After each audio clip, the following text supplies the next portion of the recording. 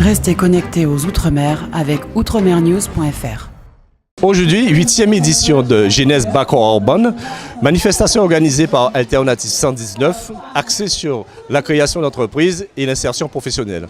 Nous aurons au cours de ce reportage une série d'interviews avec les différents acteurs économiques de la région. Dobrichin Céline, vous êtes responsable du pôle numérique à Pôle emploi. Alors pouvez-vous nous préciser un peu votre mission ? Alors, je m'occupe de sensibiliser à la fois les demandeurs de mon portefeuille, mais aussi mes collègues sur l'offre de services numériques.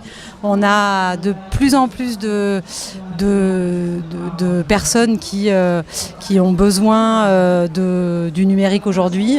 C'est devenu un outil indispensable pour la recherche d'emploi. Donc on sensibilise les personnes et notamment les jeunes aujourd'hui dans le cadre de cette manifestation à l'Emploi Store et à tous les services numériques qui sont présents sur l'Emploi Store. Il faut savoir que notre offre de services qu'on décline en agence, en atelier, peut se retrouver sur Internet.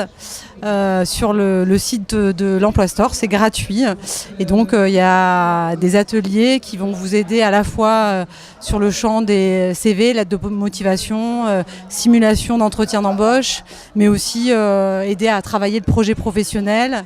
Donc il faut aller visiter l'Emploi Store, essayer, c'est l'adopter. Et puis bien évidemment, ne pas hésiter à venir nous voir aussi en agence pour qu'on vous accompagne sur l'appropriation de cet outil, parce que les conseillers sont là pour ça. Natacha Bernard, bonjour. Bonjour. Vous êtes responsable du service création d'entreprise. Alors, précisez-nous un petit peu le rôle que vous jouez au sein de cette structure Pôle emploi. Merci, bonjour à tous. Donc effectivement, au Pôle emploi, donc on a les 20 conseillers à l'agence de Bouillante qui peuvent vous recevoir pour vous aider à vous orienter au niveau de la recherche d'emploi, mais aussi dans votre projet de création d'entreprise. Alors on a des personnes qui sont un petit peu plus spécialisées, dont je fais partie, mais on est tous totalement compétents sur le champ de la création d'entreprise. Et en fonction de l'avancée du projet, de la création d'entreprise, si vous êtes en phase de réflexion, eh bien, on peut vous proposer des ateliers donc, pour fouiller l'idée du projet. Et puis être accompagné également donc, sur toute la réalisation du projet de création d'entreprise, donc être suivi par nos partenaires. Donc ça c'est une première chose. Au niveau de la création d'entreprise, donc on est là pour vous aider dans les démarches jusqu'à de l'idée au projet. Et ensuite, bien sûr, quand l'entreprise est créée, vous êtes donc chef d'entreprise et dans ces cas-là, il peut y avoir donc le besoin donc de recruter du personnel. Et évidemment, donc Pôle emploi est là aussi pour vous accompagner dans vos démarches de recrutement et trouver avec vous la personne qu'il vous faut pour votre entreprise, voir si elles peuvent vous faire bénéficier d'aide à l'embauche. Donc, de toutes les manières, Pôle emploi reste un service de proximité où vous pouvez voir des conseillers tous les jours et également donc de manière numérisée, vous pouvez aller sur le site pôle emploi.fr, Emploi Store avec des applications pour vous aider à créer votre entreprise ou à calculer vos charges sociales. Donc voilà, tous nos services dématérialisés sont sur le net et nous avons même créé une page Facebook. Donc voilà. Colombo Thierry, vous êtes directeur de la maison familiale rurale en Côte-sous-le-Vent. Alors, quel est l'objectif de cette structure ? Bon, disons que la maison familiale est partenaire de l'association Alternative 119 depuis le début. Donc à ce titre, nous partageons dans l'esprit de la manifestation. Nos élèves sont toujours actifs et notre établissement aussi. Donc aujourd'hui, on est venu pour présenter notre structure, donc les formations que nous proposons, donc de la 4e au Bac Pro, singulièrement vieux habitants, mais on fait partie aussi d'un réseau, le réseau des maisons familiales avec 6 établissements. Donc une MFR à Sainte-Rose, une MFR au Lamentin, une MFR à Petit Canal pour le moment, une MFR à Marie-Galante et une MFR à Bémao. Et tout ça, c'est chapeauté par une fédération. Donc aujourd'hui, nous, on est plus là pour présenter nos formations et ainsi que les autres. Donc on a 2 bacs pro, un bac pro service à la personne et au territoire et un bac pro technicien conseil vente pour ce qui concerne la formation initiale. Pour le public Aujourd'hui, nous avons 3 formations en continu financées par la région Guadeloupe. Donc un CAP service en milieu rural, un CAP en agriculture des régions chaudes, ainsi qu'un brevet professionnel en transformation alimentaire. Voilà, nous sommes avec Christella, qui est en première année en brevet professionnel à l'URMA. Alors Christella, peux-tu nous parler un peu de ton stand? Donc alors nous avons un stand où nous présentons un petit peu tout ce que nous faisons. Donc on réalise des petites prestations coiffure, donc vous avez mes collègues derrière. Et donc on donne des conseils aussi pour ceux qui souhaitent avoir des coiffures professionnelles. Donc pour l'insertion, donc tout ça dans le cadre de l'insertion, puisqu'on sait que maintenant la coiffure compte aussi, la tenue professionnelle compte. Donc on voudrait que tous les aspects de la présentation soient représentés aujourd'hui. Donc voilà. Madame Pradel, vous êtes professeure de coiffure à l'URMA. Vous êtes aujourd'hui entourée de pas mal de jeunes filles, hein? Alors ça se passe bien ce matin? Si, ce matin, ça se passe très bien. Donc, ce matin, nous avions répondu à l'appel de l'association alternative 119 de Vieux Habitants. Donc, il y existe un partenariat entre l'association et le CFA. Donc, aujourd'hui, nous sommes venus prêter main forte justement à cette association qui a pour vocation justement, comme ils disent, jeunesse Baco-Arbonne. Donc, de donner un coup de main aux jeunes pour leur présentation, leur coiffure lorsqu'ils vont à un entretien d'embauche. Marion Chiffre, vous êtes chargée de mission d'insertion à Verte-Vallée. Alors, dites-nous un peu votre rôle aujourd'hui dans cette journée de sensibilisation. Bonjour, donc moi mon rôle aujourd'hui en fait c'est de prendre contact avec justement des jeunes puisque je suis sur un dispositif de Verte-Vallée. Le dispositif s'appelle Jeunesse en nous, richesse en nous.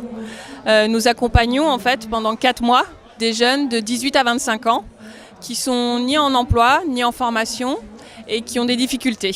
Donc pendant 4 mois, nous allons travailler leurs projets professionnels, nous allons travailler les problématiques sociales et nous allons élaborer ce projet avec eux. Ils auront en fait de la formation, mais ils auront un accompagnement aussi social.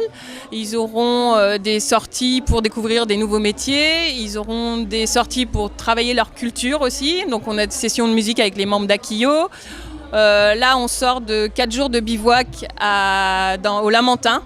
Donc pour travailler la cohésion du groupe, pour travailler en fait son rôle dans un groupe et comment on se comporte, comment on établit des règles, comment on les respecte ensemble.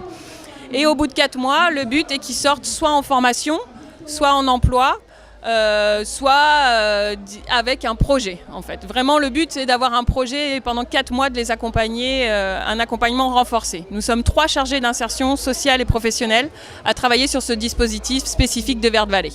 Verte-Vallée est aussi porteur de chantiers d'insertion et est connu plus pour ses chantiers d'insertion. Et là, c'est un dispositif à part. Donc moi, aujourd'hui, le but, c'est de rencontrer aussi d'autres professionnels qui travaillent, avec qui établir des partenariats pour accompagner ces jeunes, justement. Liliane Guillaume, vous êtes la présidente d'Alternative 119. Aujourd'hui, 8e édition d'une manifestation de sensibilisation axée sur la création d'entreprises et l'insertion professionnelle. Alors, parlez-nous un peu de ce projet. Ce projet a commencé à la création de l'association. Nous avons dit que pouvons-nous faire pour nos jeunes et surtout sur la côte sous le vent où nous avons des problématiques de proximité avec Bimaro où il y a souvent des offres de formation, où l'emploi aussi est très rare sur la côte sous le vent. Donc nous avons dit qu'il faut faire quelque chose pour la côte sous le vent, faire venir les organismes sur notre territoire pour connaître ce qui se passe au niveau, pour que les jeunes ne puissent pas rester là à ne rien faire. Alors, une 8e édition de Jeunesse Baco-Arbonne, on va dire que l'organisation est assez rodée. Alors, y a-t-il eu des difficultés pour mettre en place ce type de manifestation auprès des collectivités publiques, autour des partenaires? Non. La difficulté pour mettre en place cette manifestation, c'est plus faire venir les organismes vers la côte sous le vent. On n'a pas de grandes difficultés. On fait la préparation, on contacte les organismes. la municipalité nous accompagne, quelle que soit cette municipalité. Le conseil régional, on demande l'aide du conseil régional qui nous accompagne aussi, le département aussi. Et à ce moment-là, on met en place cette manifestation. Mais la plus grande difficulté, c'est faire venir les organismes, surtout ceux qui proposent des emplois. Alternative 119, une association abissoise. Alors, parlez-nous un peu de cette structure associative. C'est une association qui a été créée en 2009. Elle est surtout basée sur le maintien vital des familles, sur l'aide au budget des familles aussi.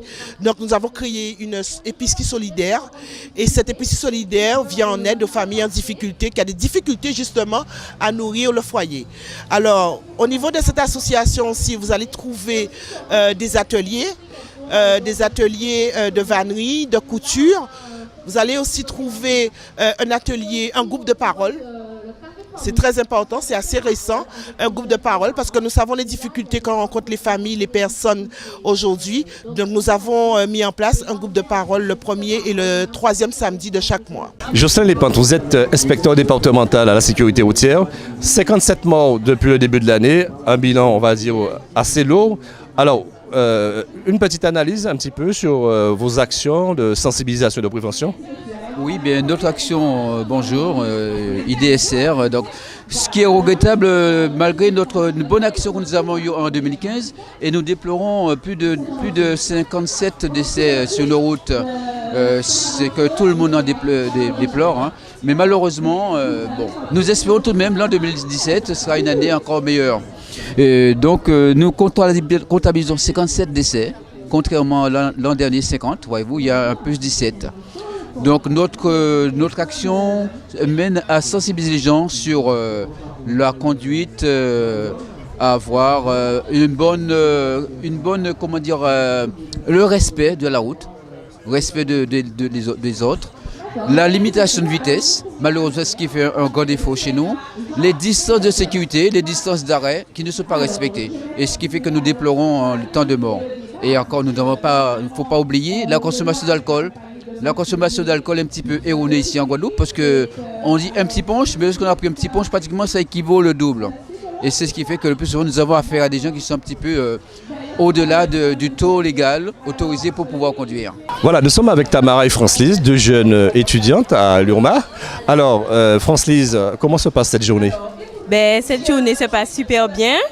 Nous sommes venus présenter notre filière, c'est-à-dire nous sommes en BP coiffure première année au lycée de l'URMA à Saint-Claude, à Desmarais. Et voilà, ça se passe bien, nous sommes là. Il fait un peu chaud, mais ça va. Alors Tamara, je suppose que la coiffure c'est une passion. Alors parle-nous un petit peu, comment t'es venue cette passion? Alors là, j'adore la coiffure. En fait, j'aimais la coiffure depuis mon tout jeune âge en fait. Je me coiffais toute seule quand ma mère n'était pas là et quand mes tatis, je me coiffais. Et du coup, je me dis, mais pourquoi pas? Et là, j'ai passé mon CAP, j'ai eu mon CAP et là, je suis en BP. J'aurais aimé avoir un bac, après, on verra. Alors, des projets pour l'avenir, les filles? Oui, avoir mon propre salon, ouvrir mon entreprise et voilà. La même chose aussi, je vais ouvrir mon entreprise et c'est pour ça, en ce moment, je passe le BP en fait. C'est pour ouvrir une entreprise après. Restez connectés aux Outre-mer avec outremernews.fr.